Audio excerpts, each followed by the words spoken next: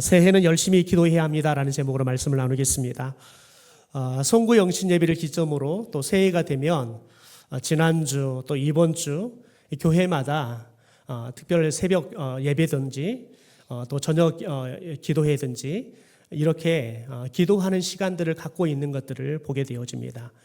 심지어 어떤 교회는 1월 1일 날 하루 종일 금식하면서 하루 종일 성도들 모여서 예배를 드리면서 또 새해를 맞이하는 교회도 있더라고요.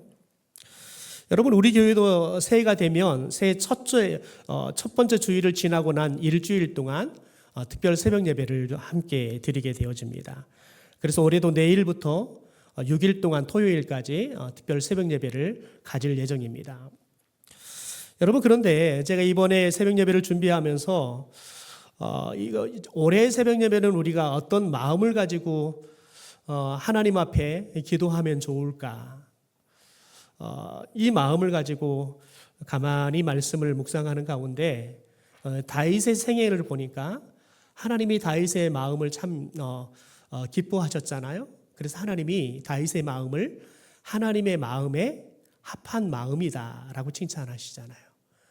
다윗이 어떤 마음으로 기도해야 했는가 이걸 좀 살펴보면서 우리들이 특별 새벽 예배를 우리가 어떤 마음으로 기도해야 할지 같이 은혜를 나누려고 합니다. 여러분, 다윗의 생애 하면 우리들이 전반부와 후반부로 나눌 수 있는데요. 전반부는 다윗이 태어나고 왕이 될 때까지의 생애를 전반부로 나눌 수 있습니다. 그리고 후반부는 왕이 되어서 죽을 때까지의 인생을 후반부의 인생으로 나눌 수 있습니다. 여러분, 그런데 우리가 다윗의 인생하면 그가 이스라엘의 통일 왕국의 왕으로 위대한 왕으로 그의 인생이 족적을 남겼지만 다윗하면 끊임없이 위기가 찾아왔고 위기 속에 매일매일 사선을 넘나드는 삶을 살았던 사람으로 우리는 기억합니다. 여러분, 그럼 우리는 질문해 볼 수 있습니다. 다윗의 인생 가운데 전반기와 후반기 중에서 어느 때가 다윗에게 진짜 위기 중에 위기가 찾아왔을까요? 여러분, 다윗의 전반부의 인생을 가만히 보면 다윗은 엄청난 시련이 계속되어졌던 시간이 이 전반부의 인생입니다. 여러분, 어려서는 가족들에게 홀대당하잖아요. 그리고 노숙하면서 짐승들과 맞싸워 싸우면서 양들을 돌봐야 하는 그런 목자로서 초라한 삶을 살았습니다. 여러분, 또 골리앗과 맞서서 싸워야 하는 위기를 맞지요. 또 사울왕의 군대 장관으로 임명이 되어서 전쟁터에 많은 군인들을 끌고 나가서 늘 전쟁하는 삶을 살아야 했습니다. 여러분, 이 모든 시간들은 늘 위기의 상황이었습니다. 단 한 번도 내 생명이 보장될 수 있는 시간이 결코 아니었습니다. 더군다나 여러분, 그가 전쟁에 승리하고 돌아오는데 백성들이 사울왕은 천천히요, 다윗은 만만이다, 이 노래 한 가락 때문에 자신의 장인이었고 왕이었던 사울왕이 이 다윗을 죽이겠다고 수천의 군사를 풀어가지고 쫓아다닙니다. 그래서 다윗이 살기 위해서 광야를 헤매기도 하고 동굴 속에 숨어서 살기도 하고, 그래도 숨을 곳이 없으니까 여러분 결국은 블레셋으로 망명까지 가야 했던 여러분 그런 인생을 다윗이 살았습니다. 여러분, 그러니까 이런 시련이 연속되어졌던 것이 다윗의 전반부의 인생이었다는 겁니다. 여러분, 이렇게 보면 다윗의 전반부의 인생이 정말 위기 중에서 위기, 그래서 자신의 삶에 정말 어떻게 보면 삶이 뿌리째 흔들려 버릴 수밖에 없는 위기가 찾아왔던 게 전반부의 인생이었습니다. 여러분, 그런데 이 전반부의 인생에는 다윗은 항상 깨어 기도했습니다.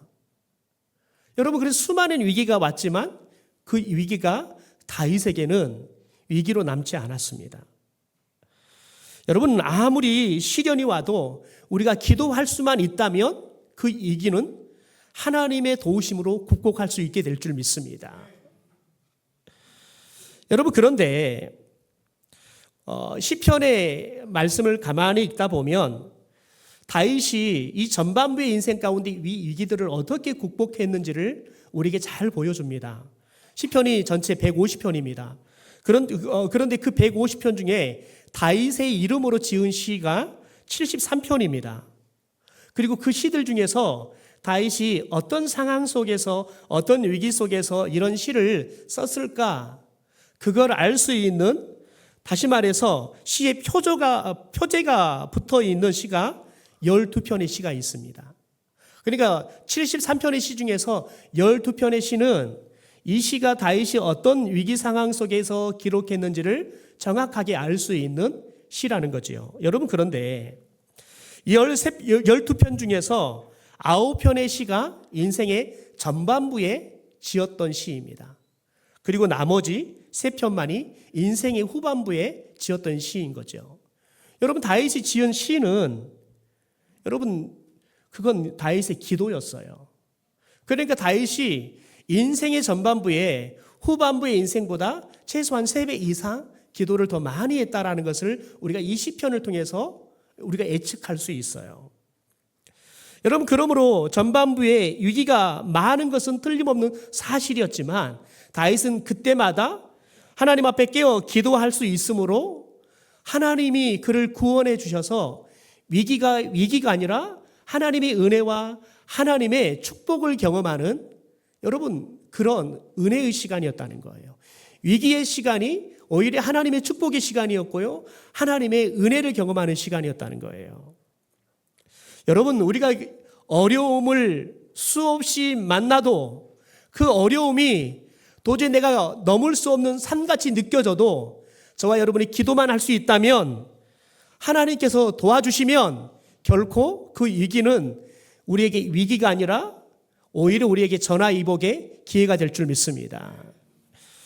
여러분, 다윗의 진정한 위기, 그의 인생을 완전히 흔들어버리는, 여러분, 진짜 위기는 언제 왔냐면 인생의 후반부에 찾아왔습니다. 여러분, 다윗이 이스라엘 왕이 됩니다. 그것도 통일 왕국의 왕이 됩니다. 심지어 주변의 나라들이 다윗의 여러분, 그 힘에 다 눌려서 알아서 조공을 바쳤습니다. 그러니까 다윗이 내부적으로 백성들에게도 외부적으로 이웃 나라들에게 존경을 받았고 영광을 수없이 얻었던, 여러분, 그런 시절이 다윗의 인생의 후반부의 인생이었습니다. 여러분, 그런데 그가 최고의 인생을 살아가는 그 시기에 그에게 그가 감당할 수 없는 위기가 찾아왔다는 겁니다. 왜요?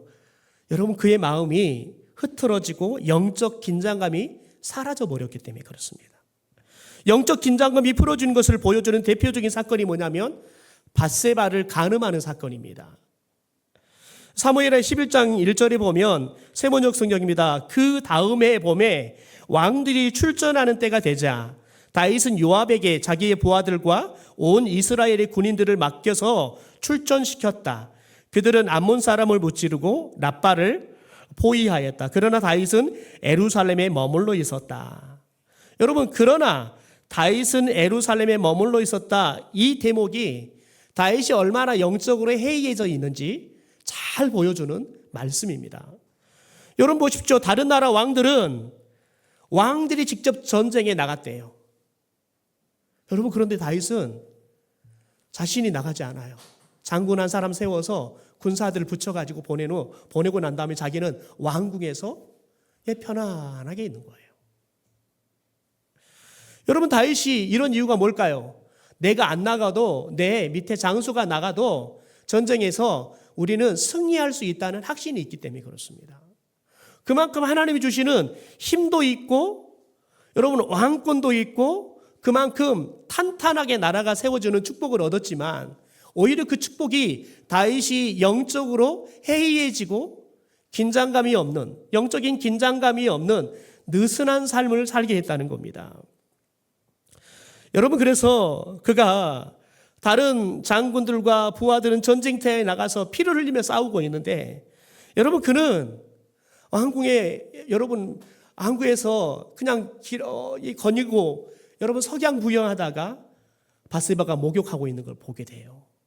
심지어 여러분, 그 밧세바가 자신의 명을 받아서 전쟁터에 나가서 싸우고 있는 우리아 장군의 부인이라는 것도 알게 돼요. 여러분, 그럼에도 불구하고 다윗이 성욕에 눈이 멀어서 이 밧세바를 간음하고 말아요. 여러분, 생각해 보십시오. 어떻게 보면 다윗의 인생의 후반기는 위기가 아닙니다. 정말 평안한 삶입니다. 여러분, 그런데 기도하지 않으니까요. 영적으로 깨어있지 않으니까요. 그 평안한 상황이 위기의 상황이 되어버리는 겁니다.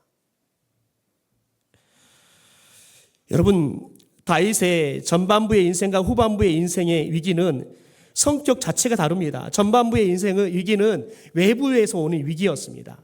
그런데 후반부의 위기는 자신 스스로가 자초한 겁니다. 여러분, 무엇보다 심각한 것은 후반기의 위기의 때 다윗이 기도해도 하나님께서 징벌을 거두지 않았다는 거예요. 다윗이 아무리 회개하고 잘못했습니다 기도해도 하나님께서는 다윗의 죄에 대해서 여러분 징벌을 거두지 않았다는 겁니다. 여러분, 나단 선지자의 책망을 들은 다윗이 자신의 죄를 진솔하게 인정합니다. 그리고 회개합니다. 여러분, 침상이 눈물로 다 젖도록 회개합니다. 여러분, 그런데 그 결과가 끔찍합니다. 여러분, 나단 선지자가 다윗을 책망하는 소리를 들어보십시오. 사무엘하 12장입니다. 이제 너가 나를 업신여기고 햇사람 우리아의 아내를 피하사 내 아내로 삼았은즉 칼이 내 집에서 영원토록 떠나지 아니하리라. 여러분, 칼이 이 다윗의 집에서 영원히 떠나지 않는다. 여러분, 충격적인 이야기예요. 여러분, 13절 14절에 보면 이렇게 이야기합니다. 다윗이 나단에게 이르되 내가 여호와께 죄를 범하였노라 하며 나단이 다윗에게 말하되 여호와께서도 당신의 죄를 사하셨었나니 당신이 죽지 아니하려니와 이 일로 말미암아 여호와의 온수가 크게 비방거리를 얻게 하였으니 당신이 낳은 아이가 반드시 죽으리이다. 여러분, 다윗이 회개하니까 하나님이 다윗은 죽지 않겠대요. 용서하셔서 다윗이 죽게 하진 않겠대요. 그런데 낳은 아이가 죽는 벌을 받게 된다라고 말해요. 불륜으로 잉태된 아기는 결국 죽어요. 여러분, 그런데 하나님의 진노는 여기 멈추지 않아요. 무서운 일이 계속해서 일어납니다. 왕자 암논이 이복 누이였던 다말을 겁탈하는 폐륜이 집안에서 일어납니다. 이후에 다말의 동복 오랍이었던 압살롬이 여동생의 복수를 하겠다고 이 암논을 죽이고 이제 도망치는 인생을 살게 됩니다. 그리고 몇 년 후에 이 압살롬이 돌아옵니다. 그리고 난 다음에 아버지를 향해서 반란을 일으킵니다. 여러분, 다윗은 왕이 되었는데도 불구하고 아들이 일으키는 반란 때문에 야반 도주해야 되는 비참한 인생에 놓여버립니다. 여러분, 반란이 다행히 잘 진압이 됩니다. 그런데 반란이 진압되어져 가는 과정 속에 자신의 아들 압살롬이 처참하게 죽는 아픔을 겪습니다. 이게 끝이 아닙니다. 압살롬이 반란이 끝나자 세바의 반란이 이어집니다. 여러분, 이로 인해서 다윗의 집은 만신창이가 됩니다. 왕의 권위는 땅에 떨어집니다. 여러분, 나단 선지의 말처럼 여호와의 온수가 크게 비방거리를 얻게 했다. 여러분 비방을 받게 되어지는 인생이 되고 말아요. 여러분, 다윗이 눈물로 회개했지만 그의 집에 칼이 떠나지 않습니다. 기도했지만 하나님의 진노가 멈추지 않습니다. 여러분, 기도한다고 늘 기도한 대로 이루어지는 것이 아닙니다. 기도가 통하지 않을 때가 있다는 겁니다. 하나님께서 듣지 않으실 뿐만 아니라 심지어 기도하지 말아라 라고 말씀할 때가 있습니다. 에레미야 7장입니다. 그런즉 너는 이 백성을 위하여 기도하지 말라. 그들을 위하여 부르짖어 구하지 말라. 내게 간구하지 말라. 내가 내게서 듣지 않겠다. 여러분, 에레미야 당시 하나님께서는 이스라엘 백성의 죄악에 진노하셔서 그들이 에레미야 선지자가 아무리 이 백성들을 위해서 기도해도 하나님이 듣지 않겠다는 거예요. 그러니까 기도도 하지 말으라고 하나님께서는 에레미야에게 이야기합니다. 여러분, 우리의 기도는 어떤 기도일까요? 기도를 하면서 제 마음에 여러분 그런 생각이 들어요. 내 기도는 다윗의 전반부의 인생의 기도일 건지 아니면 다윗의 후반부의 인생의 기도일 것인지. 여러분, 왜 이런 생각이 듭니까? 여러분, 저와 여러분이 하나님 앞에 설 때마다 내 죄가 크게만 느껴질 뿐이에요. 아무리 감추려고 해도 하나님 앞에서는 내 죄가 드러날 뿐이에요. 하나님의 용서도 아까울 만큼 늘 죄를 지는 인생을 사는 게 우리의 인생이에요. 여러분, 그래서 우리는 이 질문을 던질 수밖에 없는 거예요. 내 기도는 다윗의 전반부의 인생의 기도일지, 아무리 기도해도 아무리 얘기해도 하나님의 진노는 멈추지 않는 다윗의 후반부의 기도일 것인지.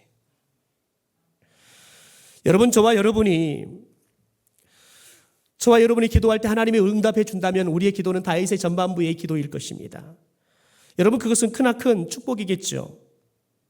그런데 만약 우리의 상태가 기도하지 말라고 하시면서 기도를 듣지 않겠다고 하시던 때와 같다면 우리는 어떻게 해야 할까요? 여러분, 기도하면서도 이게 우리에게는 두려움이 있는 겁니다. 무리지하게 기도를 들어달라고 말씀을 들을 염치가 없을 만큼 가득하기 때문에 그렇습니다. 앞에서 에레미야에서 읽었던 기도하지 말라고 말씀하시는 이 말씀을 우리가 읽었습니다. 그런데요, 당시 하나님께서는 이미 유다를 바벨론 손에 넘겨주시기로 작정하신 후였어요. 그러니까 기도해도 소용이 없다는 거예요. 하나님의 뜻을 정해져 버렸으니까요. 그래서 에레미야는 백성들에게 하나님의 처분에 맡겨라. 그래서 이 바벨론이 우리를 침략해 오지만 저항하지 말고 오히려 바벨론의 그 지시에 따라라 라고 말씀을 전해요. 그러자 이스라엘 백성들은 예레미야 선지자를 매국노처럼 증오하기 시작합니다. 그러나 여러분, 이미 정해진 하나님의 뜻은 멈추지 않습니다. 결국 그들은 바벨론에게 나라를 빼앗기고 포로로 잡혀가게 되죠. 만약 지금 우리 상태가 그렇다면 우리는 어떻게 해야 할까요? 저는 하나님의 뜻이 이미 정해져 있다고 믿습니다. 그럴지라도 우리는 부르짖어 간구해야 할 줄 믿습니다. 여러분, 더 열심히 기도해야 할 줄 믿습니다. 끝까지 기도해야 할 줄 믿습니다.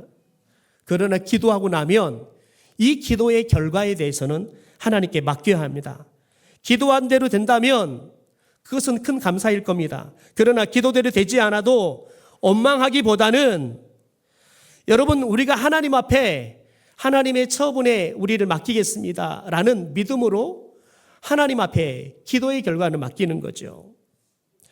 여러분, 하나님께서 징벌을 정하셨다면 우리는 달게 받을 수밖에 없습니다. 그런데 여러분, 하나님께서 내리시는 진노를 받을 수밖에 없다 해도 우리가 절망할 필요는 없습니다. 왜냐하면 여기서부터 비로소 우리의 진정한 기도가 시작될 수 있기 때문에 그렇습니다. 여러분, 여기서 전적인 신뢰와 하나님 앞에 맡기는 기도를 우리가 시작할 수 있기 때문에 그렇습니다. 여러분, 사실 우리의 모든 죄악은 하나님을 신뢰하지 않는 결과입니다. 하나님의 인도하심에 우리의 인생을 맡기지 않고요, 내 생각대로 산 결과가 죄악이에요.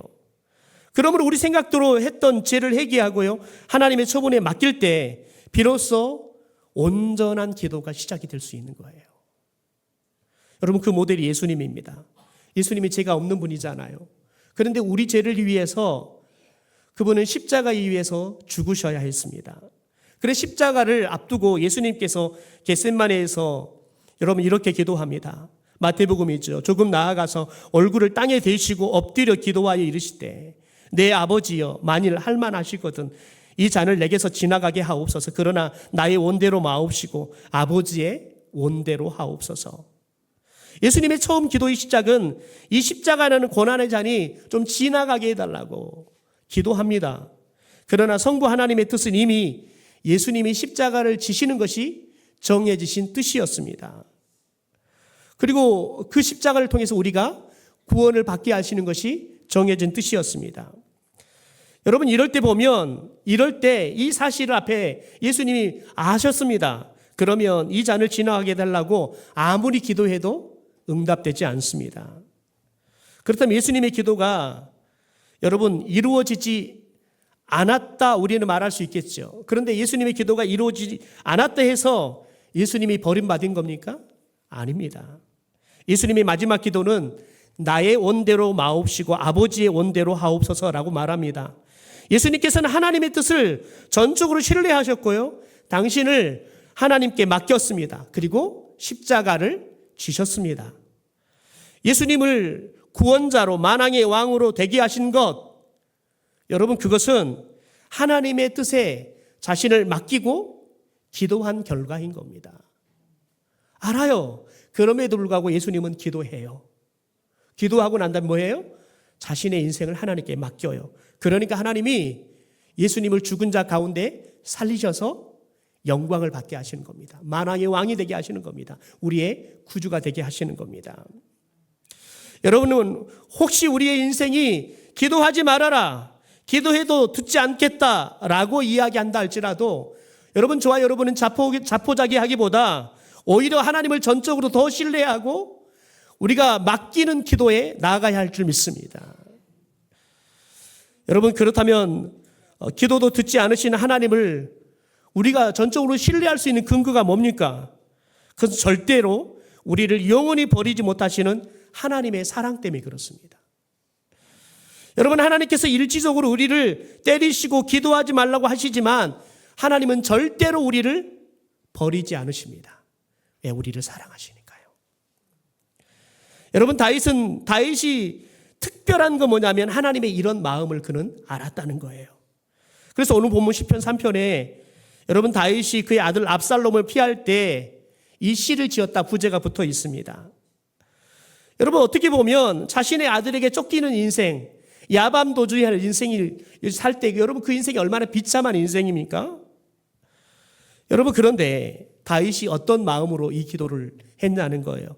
지금 마음은 비참해요. 그런데 여러분, 다윗이 어떤 마음으로 기도했는지 여러분 1절 이제 먼저 탄식합니다. 여호와여, 나의 대적이 어찌 그리 많은지, 얼마나 나를 치는 자가 많으니까. 많은 사람이 나를 대적하여 말하기를 그는 하나님께 구원을 받지 못한다 하나이다. 하나님 앞에 탄식의 기도를 합니다. 여러분, 그런데 우리가 주목할 것은 다윗은 자신의 상황에 대해서 탄식하면서 기도만 한 게 아니라 여러분, 확신과 잠들 수 있는 평안함이 여러분 그의 마음에 담겨 있는 걸 봅니다. 우리 3절부터 6절을 같이 한번 읽어보겠습니다. 시작. 여호와여, 주는 나의 방패시요 내가 나의 목소리로 여호와께 부르짖으니 그의 성산에서 응답하시는도다. 내가 누워 자고 깨었으니 여호와께서 나를 붙드심이로다. 천만인이 나를 애워싸 진친다 하여도 나는 두려워하지 아니하리이다. 여러분, 지금 쫓기는 인생입니다. 언제 칼에 맞아, 언제 창에 맞아 죽을지 모르는 인생입니다. 그런데 여러분, 다윗이 하나님이 나를 도와주신다는 확신이 있으니까요. 여러분, 그런 상황에서도 눕고 잔대요. 왜요? 하나님이 나를 붙든다는 믿음의 확신이 있으니까요. 천만인이 나를 애워싸서 나를 죽이려고 해도 나 두려워하지 않는데요. 왜요? 하나님이 나 붙들고 있으니까요. 여러분, 이 와중에 다윗은 누워서 자고 깬다 고백합니다. 여러분, 이게 보통의 사람이 할 수 있는 일입니까? 여러분, 천만인이 애워싸도 두렵지 않대요. 여러분, 이런 담대함, 이런 평안함이 어디서 오는 겁니까? 그건 하나님의 구원을 믿는 여러분, 하나님에 대한 신실한, 신뢰하는 여러분 믿음이 마음에 있기 때문에 그렇습니다. 우리 7절, 8절 한번 읽어볼까요? 시작. 여호와 일어나소서, 나의 하나님이여 나를 구원하소서. 주께서 나의 모든 원수의 뺨을 치시며 악인의 일을 꺾으셨나이다. 구원은 여호와께 있사오니 주의 복을 주의 백성에게 내리소서. 여러분 보십시오. 다윗은 그렇게 해 주십시오가 아닙니다. 여러분, 이미 하신 것으로 선언해 버려요. 나의 모든 원수의 뺨을 치시며 악인의 일을 꺾으셨나이다라고 고백해 버려요. 믿은 거예요. 확신하는 거예요. 여러분, 그게 믿음이에요. 내가 바라는 것들의 실상, 그게 믿음이에요. 여러분, 이 다윗의 이 놀라운 믿음이 시편 30편에 또 한 번 고백됩니다. 같이 한번 읽어볼까요? 시작. 그의 노여움은 잠깐이요 그의 은총은 평생이로다. 저녁에는 울음이 깃들지라도 아침에는 기쁨이 오리이다. 지금 내 상황이 저녁의 상황이에요. 울음이 가득한 상황이에요. 그러나 하나님의 은총이 평생 나를 붙들기 때문에 내가 아침이 되면 기쁨이 올 거라는 믿음의 확신이 있는 거예요. 그러니까 여러분, 잠잘 수 있는 거예요. 그러니까 여러분, 하나님이 나를 도울 거라고 믿으니까 두려워하지 않는 거지요. 여러분, 새해에는 저와 여러분이 깨워서 기도합시다. 위기가 오든 아니면 평안하든 항상 깨워서 기도합시다. 열심히 기도합시다. 기도 안 하시겠습니까? 한번 아멘 해보시겠습니까? 열심히 기도합시다. 여러분 깨워서 기도합시다. 아멘 하신 분 내일 새벽부터 나오셔야 합니다. 예. 갑자기 나오라 하니까 아멘이 확 줄어버리네요. 예. 나오셔야 돼요. 여러분 하나님 우리가 구한 만큼 하나님 우리에게 은혜를 주세요. 올해는 저와 여러분이 우리 교회가 정말 깨어서 기도해야 돼요. 정말 깨어서 기도해야 되고요. 정말 깨어서 기도해서 우리가 영적인 인계성을 여러분 뛰어넘어서 여러분 작년에 우리 성도님들이 헌금을 5억 이상 했듯이 여러분 우리 교회가 뛰어넘었듯이 여러분 저는 우리 성도들에게 하나님께서 올해 은혜와 축복들을 마음껏 부어주셔서 여러분 세월이 가면 갈수록 우리 성도들이 하나님 앞에 더 많이 들을 수 있는 축복의 삶을 살게 되기를 주님의 이름으로 축원합니다.